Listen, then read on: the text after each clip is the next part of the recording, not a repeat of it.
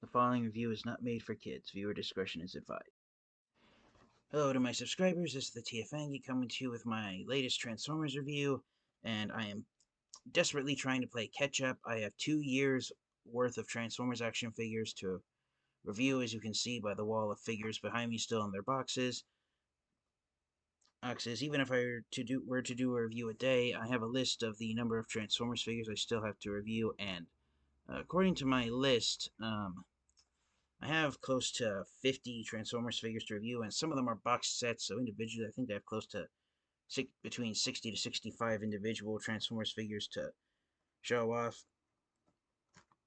So bear in mind with me here, a lot of the Transformers action figures that I'm going to be reviewing in the coming months are going to be ones that were released last year. Some were even released the year before last. I'll probably throw in a couple of the more recent Transformers figures that have been released in the Legacy United line here and there just to have some coherence, but for now, let's take a look at a Transformers figure that was released last year in the Legacy Evolution line, Voyager class Bludgeon. A lot of Transformers fans and collectors were excited for Bludgeon because this is technically it's the only the second action figure of Bludgeon that's been released in the Transformers Generations line. So this is only the second Chug-style Bludgeon figure that's been released by Hasbro. The first one was the tiny little Prime Master version of Bludgeon that was released in the Power of the Primes line back in 2018. But technically before that, way back in 2009, Hasbro and Takara released a Voyager class-sized action figure of Bludgeon in the Transformers Revenge of the Fallen line.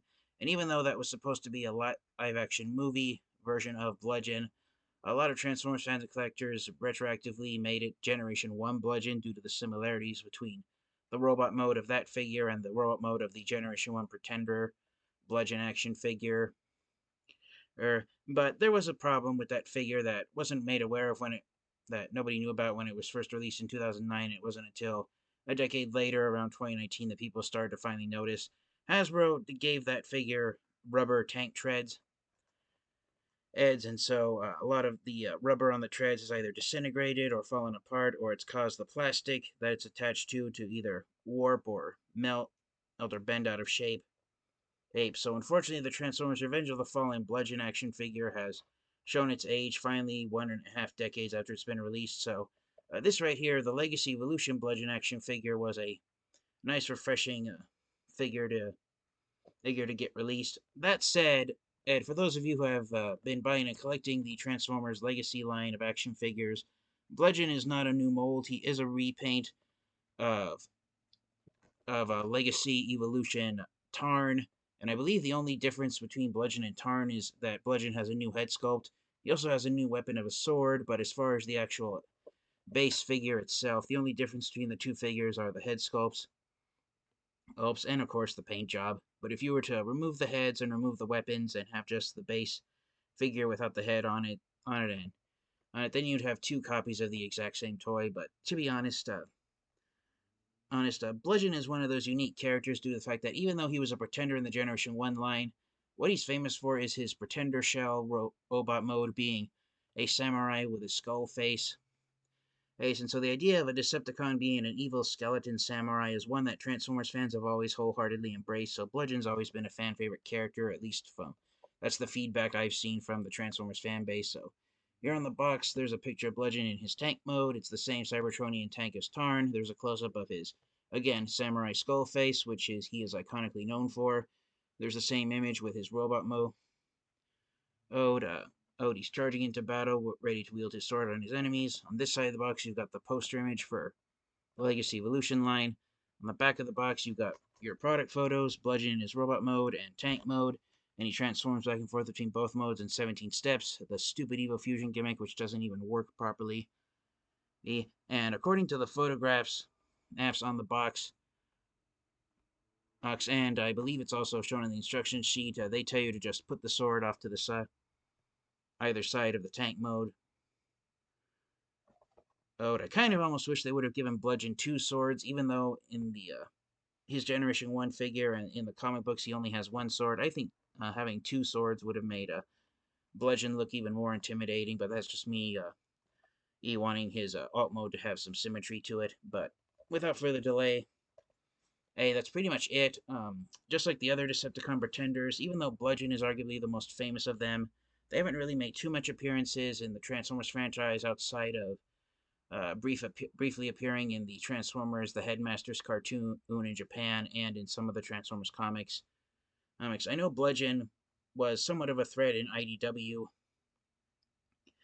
but I haven't read too many of the stories involving him, other than that he was the Master Decepticon swordsman. Recently, Bludgeon did appear in the Transformers Cyberverse cartoon a few years ago, and after he murdered Slipstream because he thought she was a traitor, Bludgeon was sent to Oblivion along with Vector Sigma by the Autobots. And even though he never spoke a word of dialogue in the Cyberverse cartoon, just like the Transformers Prime version of Soundwave, Bludgeon show that you don't have to speak to be a threat. Actions speak louder than words. I think that's what they were going for with Bludgeon's appearance in the Cyberverse cartoon. It says here on the box that this version of Bludgeon is not his G1 version. It's him from the, as you saw right there, the comic books. I don't know if this is G1 Marvel comics or comics where he first appeared, or if it's IDW.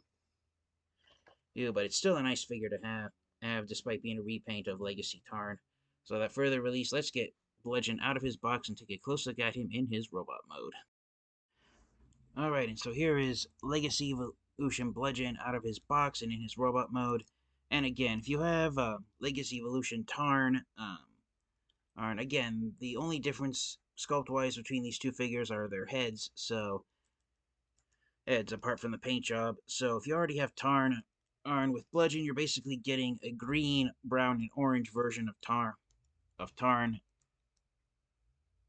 with his Arn, and the only difference again is the head. So there's a close-up of it. Again, Bludgeon is a samurai with a skull face, so yeah, he looks I don't know honestly who has the creepier face ace here, if it's Tarn with his face looking like the Decepticon faction symbol, or if it's Bludgeon with his samurai skull. Oh, but yeah, both pretty impressive looking here. And if you want, you can do a few little odd things to just distinguish Bludgeon further from Tarn, such as having the center of the backpack facing the opposite direction. And then if you want to have some fun and have Bludgeon look a little bit more like his Revenge of the Fallen action figure from 2009, then you can have one of his cannons sticking out straight on the back of him. The other one, you can either plug it on his arm or you can have him hold it here and have a laser gun. But yeah, and then of course he has his new weapon of the sword. That's the only new weapon he has to distinguish himself further from Tarn. And so Bludgeon is slightly more armored up than Tarn is, but yeah, still a pretty fantastic looking action figure to have. I won't go into the articulation since I tried to do that when I reviewed Tarn, but despite the head sculpt being the only difference here, he has the exact same joints. As far as tolerance on the joints are, I noticed out of the box that Bludgeon's legs are a little tighter than Tarn's joints are, especially in the hips, but the arms, most of the other joints feel about the same. Ones that are slightly looser and ones that are slightly tighter feel the same all around.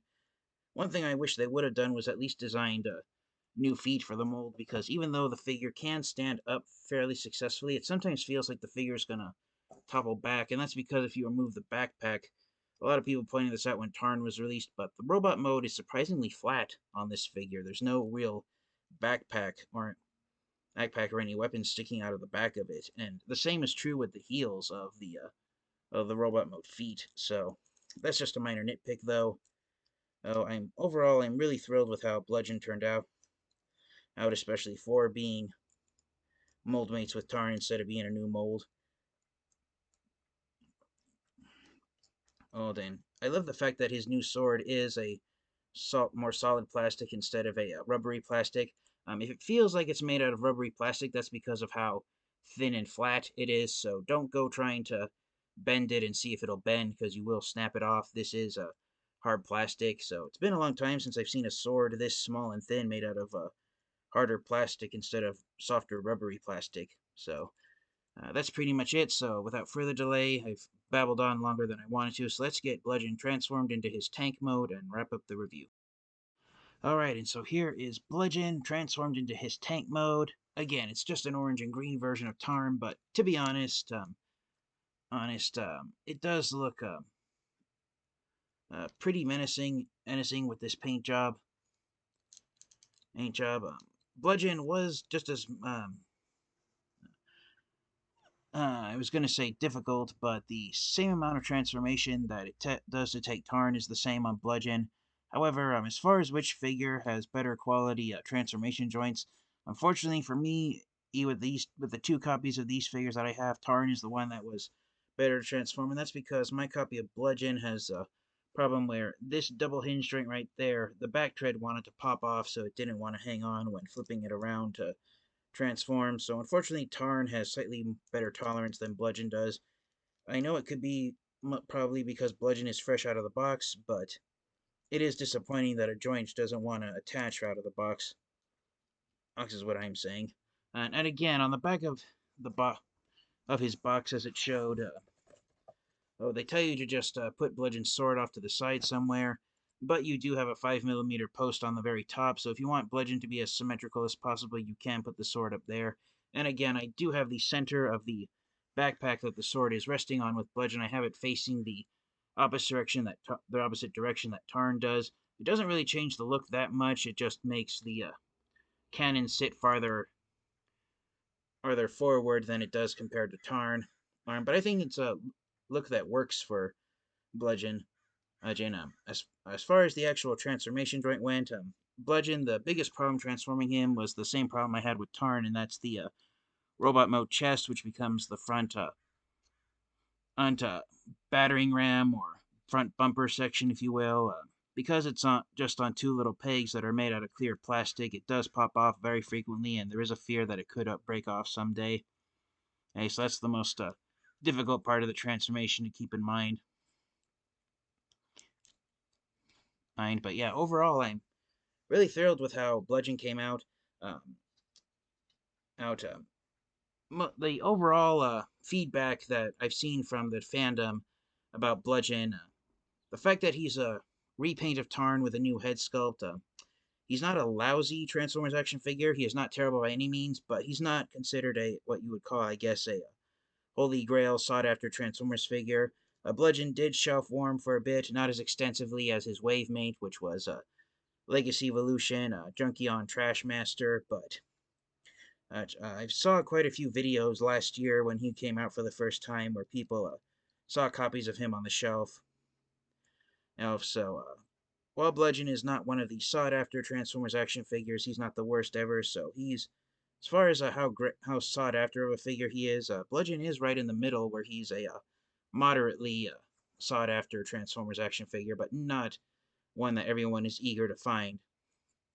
And not like the way other tank Transformers have been, such as the Bumblebee movie Studio Series concept art Megatron has been a sought-after Transformers figure. But overall, for me personally, I'm just really thrilled to finally have another transforming action figure of Bludgeon in my Transformers collection. This is the fourth action figure of Bludgeon that I've added to my Transformers collection. The first was the Revenge of the Fallen Voyager class Bludgeon figure that I talked about. I also have Power of the Primes Bludgeon. And then actually there were two action figures of Bludgeon released in Revenge of the Fallen. There was also a deluxe class figure that was a Toys R Us exclusive. I have that figure as well. But a lot of the Bludgeon action figures that have come out in recent years, such as the ones that were released in the Cyberverse line, and I think Robots in Disguise 2015, there was an action figure of Bludgeon, but those figures, they didn't really quite do it for me. But this right here, the Legacy Evolution figure, this is a quality Bludgeon action figure that I'm going to enjoy having in my Transformers collection for quite a long time. One thing to note about Bludgeon is that I didn't do it here. I probably should have, but I did not rotate his robot mode head. Let me see if doing that changes anything. Oh yeah, so let's see if I can fix it here on camera without having to stop the video.